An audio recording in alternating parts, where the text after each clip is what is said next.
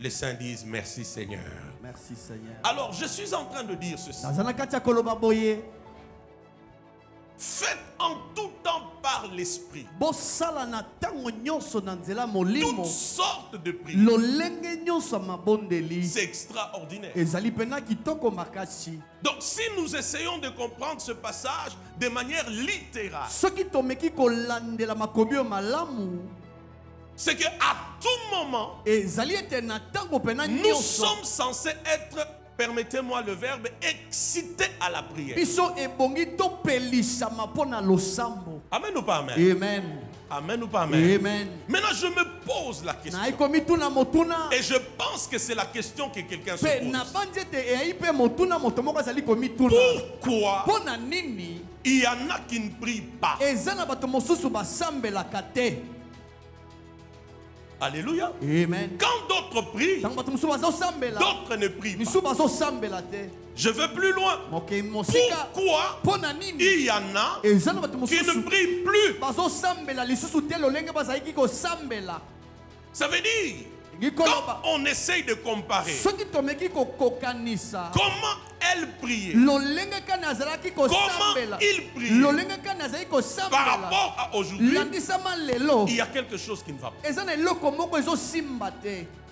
Je parle à l'église. Amen. Je parle à l'église. Amen. Donne-moi amen, je vais avancer. Amen. Je veux même encore plus loin. Il y a même des gens, quand tu lui dis il faut beaucoup prier, il va te regarder. Elle va te regarder pour te dire, mais homme de Dieu, tu veux que je prie jusqu'où? Je veux même plus loin. Il y a même des gens qui sont fatigués de prier. Vrai ou faux? Amen.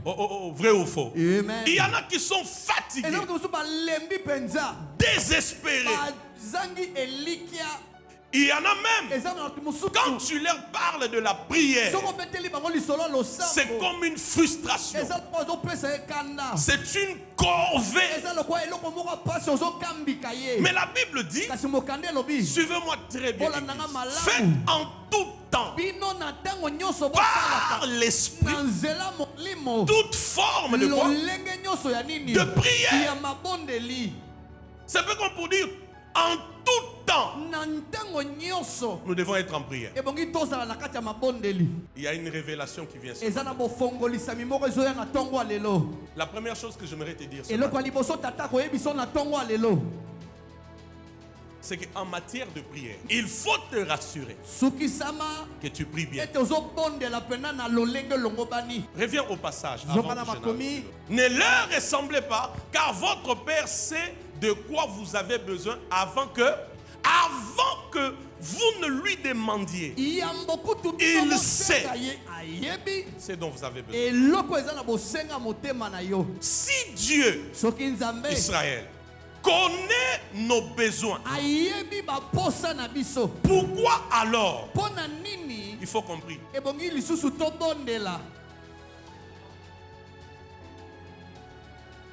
Je parle à quelqu'un? Amen. Je parle à quelqu'un? Si Dieu connaît nos besoins, d'ailleurs la Bible dit, Papa Dieu donné, avant même qu'on demande, oh mon Dieu, je sens tellement la gloire. Alléluia. Avant même qu'on demande, Dieu connaît. Mais pourquoi il veut qu'on prie? Parce qu'il connaît que tu as besoin de telle chose. Ta famille a besoin de telle chose. Ta santé a besoin de telle chose. Ton travail a besoin de telle chose. Est-ce que je parle à quelqu'un? Pourquoi il veut? C'est là où je voulais t'amener. Quand tu comprendras pourquoi Dieu veut qu'on prie, la prière ne sera plus une corvée. Elle ne sera plus une frustration. Tu ne seras jamais dégoûté, désespéré dans la prière. Mais en tout temps, tu feras toutes sortes de prières. Pourquoi? Parce que tu as compris les buts poursuivis par Dieu dans la prière. Quand Christ parle de la prière, ça ne s'arrête pas qu'au niveau des choses dont nous avons besoin. Ça va au-delà. Regardez le verset 8.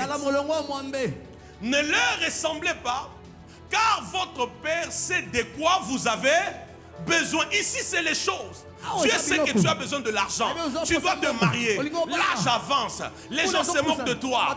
Les projets sont bloqués. Tu attends une promotion. Dieu connaît tout ça. Qui croit en cette parole?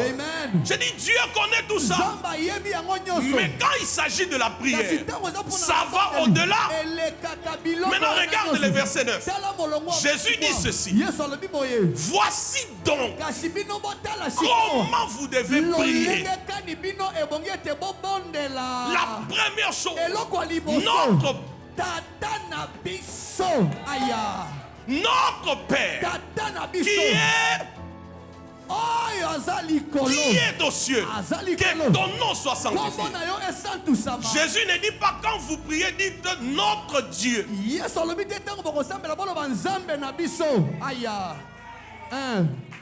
L'église n'est pas là ce matin. Amen. Jésus ne dit pas quand vous priez, dites notre Dieu. Regarde ton voisin, dis-lui, il ne parle pas de notre Dieu. Dis-lui ça. Il dit notre Père.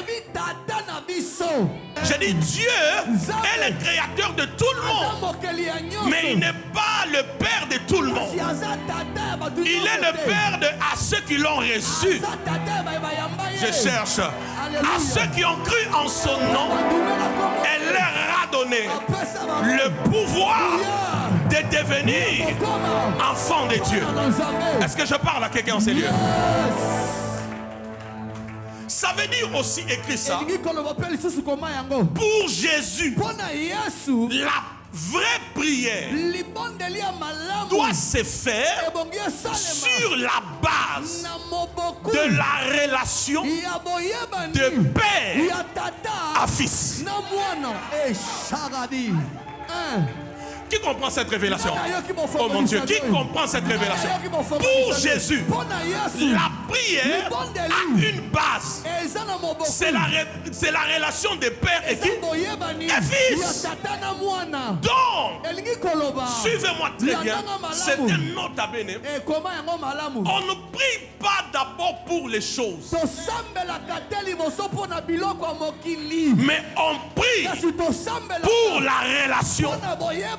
Oh mon Dieu. Mon Dieu. L'église, est-ce que vous comprenez cette révélation? Est-ce que vous comprenez cette révélation? On ne prie pas d'abord pour les choses. Parce que ces choses-là dont tu as besoin, Dieu les connaît. Et la Bible même dit, il le sait avant même que tu lui demandes. Avant même de prier pour dire, Zambe pesama musala, mbongo, bana, succès, Zamba yeba kiango. Maintenant, si je dois prier, je vais prier pour quoi? Je vais prier pour ma relation avec mon Père, parce que je m'approche comme un fils devant son Père. On ne prie pas pour les choses, mais on prie d'abord pour la relation.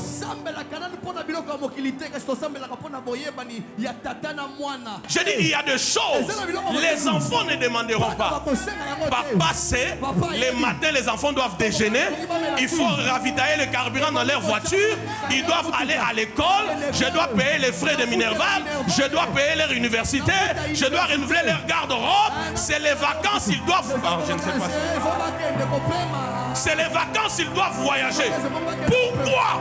Parce que entre les enfants et les parents, la relation est correcte. La relation est meilleure. Et la suite, c'est des choses, c'est comme des bonus, ça coule, ça coule, ça coule.